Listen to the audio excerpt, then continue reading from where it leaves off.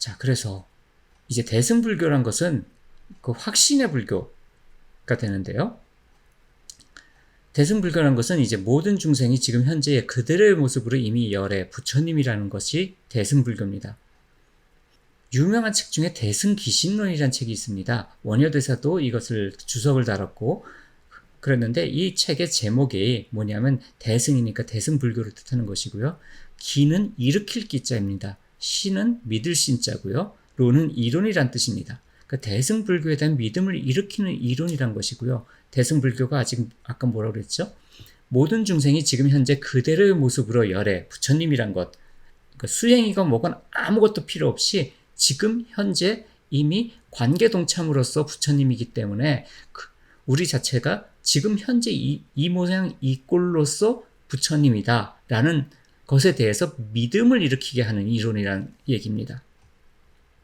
그러니까 대승불교에 대한 믿음이란 것이 지금 현재 그대로 이 모양 이 꼴로서 부처라는 것을 믿는다는 그것이 대승기신론의 의미가 되고요.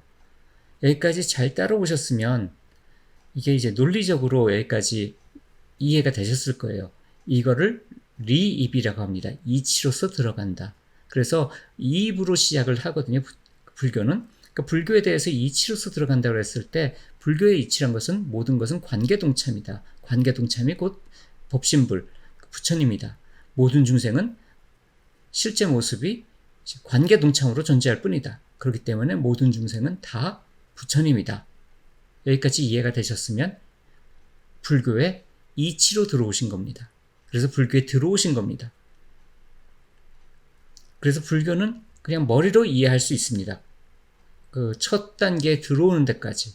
그래서 와서 봐라 라고 말씀을 하십니다. 부처님은. 그래서 이제 여기까지 이해가 됐으면 이제 불교인이 됐습니다. 그래서 리라는 단어에 상대적으로 사라는 단어를 사용하는데 우리가 관계동참이라 했을 때 그 관계를 사라고 표현합니다. 일사자를 써서 영어에서는 이걸 이벤트라고 해서 물리학에서도 사용을 하게 되는데 그 물리학적 개념 자체도 이제 불교적 개념에 영향을 받은 부분들이 있습니다.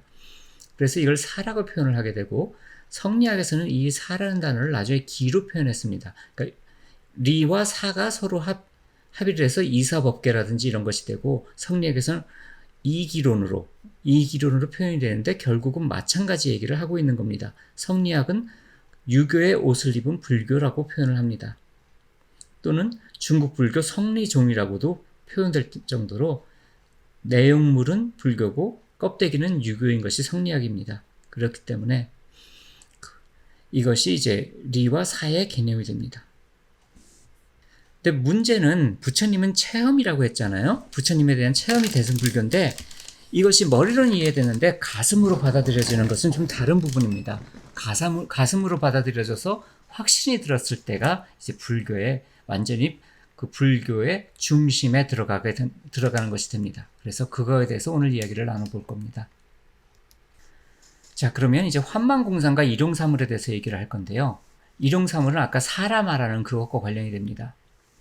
그래서 선시 중에 산은 산이고 물은 물이다라는 것이 있습니다.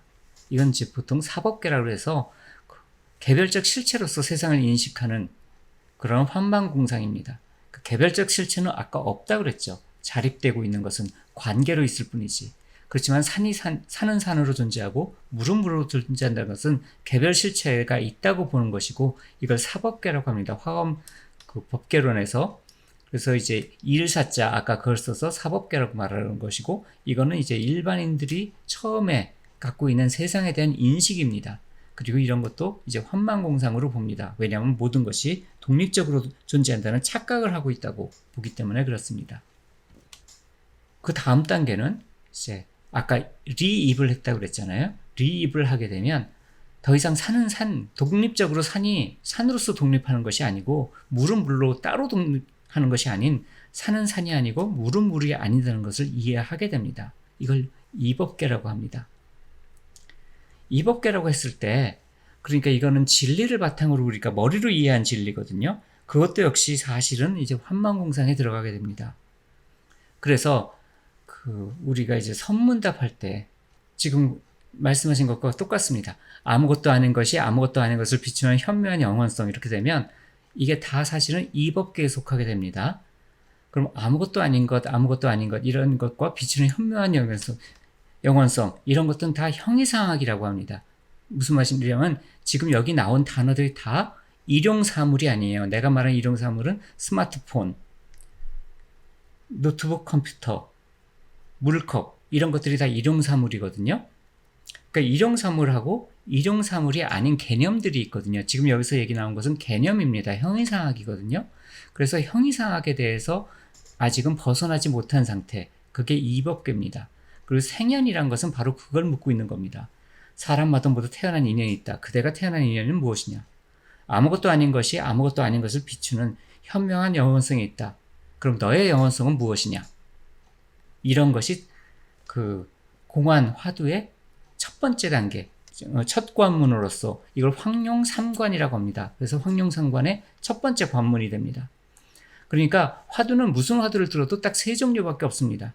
그래서 그 첫 번째, 삼관이니까 첫 번째에 해당하는 것은 누군가가 이렇게 개념에 묶여 있기 때문에 그러한 개념에 묶여 있는 것을 깨트리기 위해서 있는 것이 생연이라는 화두가 됩니다. 그러니까 현명한 영원성이라는 게 뭐냐? 라고 묻게 되는 겁니다. 거기에 대한 답은 모든 게 다 답이 됩니다. 현묘한 영원성을 뺀 모든 것은 다 답이 됩니다. 땅바닥을 손을 한번 꽝 때려도 답입니다. 할이라고 말해도 답입니다. 갈매기가 바다 위를 나른다 라고 말해도 답입니다. 여기서 말한 그 개념을 뺀 나머지가 다 답입니다. 왜냐하면 이게 틀린 말이기 때문입니다. 현묘한 영원성이란 말만 빼놓고는 다 답이 됩니다. 왜냐하면 그게 환만공상이기 때문에. 그래서 그걸 가르치는 것이 황룡삼관의 생연이라고 말하는 그러한 관문으로서 이것에 대한 답을 할 수 있으면, 다시 말하면 내가 머릿속에 뭘 떠올려도 그건 틀린 거라는 것을 이해하게 되면, 그래서 뭐든지 그 머릿속에 떠올린 부처님의 법은 관계성이야, 관계 동참이 부처님의 법이야 라고 하면, 그럼 너의 관계 동참은 무엇이냐? 물었을 때 관계 동참을 제외한 모든 것은 다 답이 됩니다. 왜냐하면 관계 동참은 틀린 것이기 때문입니다. 그걸 가르치는 것이 황룡삼관의 첫 번째 해당하는 생연이라는 그 화두가 됩니다.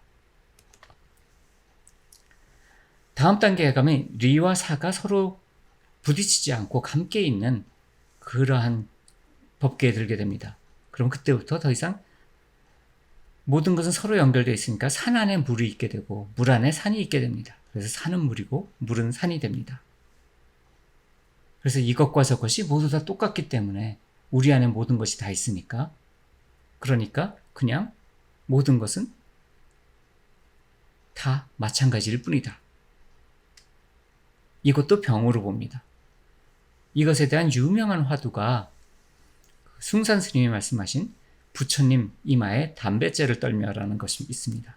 여기서 우선 불수부터 보도록 하겠습니다. 황룡삼관에서 부처님 이마에 담뱃재를 턴다 라는 것이 불수에 해당하는 황룡삼관의 2관에 속하는 화두가 됩니다. 내 손은 왜 부처님 손과 닮았는가? 보면 여기 두 종류가 나옵니다. 내 손이란 것은 일용사물이죠. 부처님은 일용사물이 아닙니다. 부처님은 숭고한 것이죠. 형이상학이죠. 일용사물은 그냥 일용사물입니다. 우리가 매일매일 사용하는 사물이 일용사물이에요. 그러니까 아까 말한 스마트폰, 그리고 지금 컴퓨터, 이런 모든 것이 다 일용사물이에요. 그게 아닌 건 다 환만공상입니다. 그래서 여기서 내 손은 지금 있으니까, 지금 있는 거니까 일용사물입니다. 부처님은 없죠, 지금 여기. 이미 2500년 전에 돌아가셨잖아요. 그러니까 없습니다. 그러니까 부처님 손은 황만공상입니다. 내 손은 왜 부처님 손과 닮았는가? 이런 화두는 이제 두 가지가 같이 있는 것입니다. 내 손과 부처님의 손이라는 환만공상과 일용사물. 다시 말하면 이사무의 법계는 환만공상과 머리로 이해한 것과 가슴으로 이해한 것이 같이 공존하는 상태이기 때문에 그렇습니다. 그래서 산은 물이고 물은 산이다. 이것을 없애기 위한 화두 중에 하나가 아까 부처님 이마에 담뱃재를 떨고에 대한 것입니다. 무슨 말이냐면, 절에 갔는데 어떤 사람이 부처님 상 머리에다가 담뱃재를 떨고 있는 거예요. 그래서 아니 부처님 상에다가 담뱃재를 떨고 있으면 안 되지 않습니까? 라고 얘기를 했더니 이거는 그냥 쇠로 만든 모양이지 이게 무슨 부처님이냐. 그럼 나한테 이 세상에서 부처님이 아닌 것을 얘기해달라. 왜냐면 내가 담뱃재를 좀 떨고 싶은데 부처님이 아닌 것을 나한테 말해주면 내가 담뱃재를 털 테니까 거기다가. 나는 아무리 봐도 이 세상에 부처님이 아닌 데가 없어서 담뱃재를 떨 데가 없어가지고 그냥 여기 떨고 있을 뿐이다. 이렇게 주장하는 사람을 만났을 때 어떻게 가르쳐 줄 것이냐라는 얘기가 이 불수에 대한 것입니다. 여기서 부처님 상이라는 그러한 화만공상과 이 세상이라는 일용사물이 부딪히고 있는 것이죠. 산은 물이고 물은 산이다라는 것은 이와 같은 것을 말하게 됩니다. 산은 물이고 물은 산이라는 것에 속해져 있으면 이 세상은 다 부처님의 땅이고 그러니 화장실 가면 안 되겠죠. 어디 부처님한테 똥오줌을 싸겠어요. 그렇잖아요. 자, 이와 같은 것에 대한 것이 불수에 대한 것입니다. 여기서는 그냥 바닥을 치거나 그렇게 답을 할 수 없는 화두가 됩니다. 그래서 두 가지가 같이 있는 것. 그래서 2, 3, 우회 법계에 해당하는 황룡상관이 2관에 해당하는 질문이 불수에 해당하는 질문입니다. 만약에 내가 여기서 이것에 대한 답은 이거다라고 말을 하는 순간 저는 큰 죄를 짓는 것이 됩니다. 그러니까 화두를 얘기할 때 다들 오직 모를 뿐을 지켜야 된다. 이런 것은 아까 첫 번째 말한 생연에 대한 얘기입니다. 생연에서는 더 이상 산이 산으로 있을 수는 없고 물이 물로 있을 수 없으니 그러니까 모르는 것이죠. 이걸 산이라고 말할 수가 없고 이걸 물이라고 말할 수 없는 상태가 생연에 해당하는 것입니다. 그렇기 때문에 아무렇게나 해도 모르기 때문에 소리를 내기만 해도 또는 춤을 추기만 해도 다 답이 됩니다. 하지만 여기서는 그렇지 않습니다. 여기서는 답이 정해져 있습니다. 이것이 두 번째 해당하는 화두가 됩니다.